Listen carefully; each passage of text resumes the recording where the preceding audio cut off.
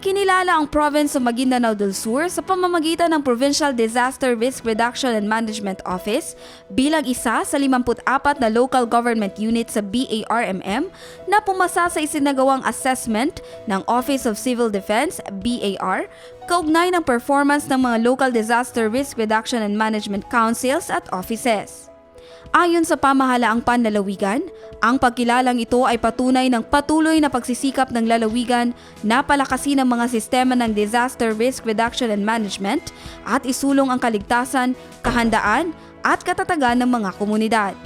Nagpahayag din ng pasasalamat ang pamahalaang panlalawigan sa OCD BAR sa kanilang gabay at pagkilala, gayon din sa mga katuwang na ahensya at organisasyon na tumutulong sa pagpapatupad ng mga DRRM programs at inisyatiba. Ipinahayag rin ang pasasalamat kay Governor Dato Ali Timbang sa patuloy na suporta at pamumuno sa mga programang pangkahandaan sa sakuna ng lalawigan.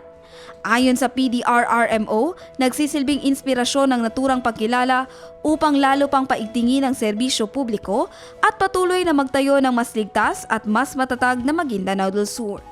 Jen Garcia, iMinds, Philippines.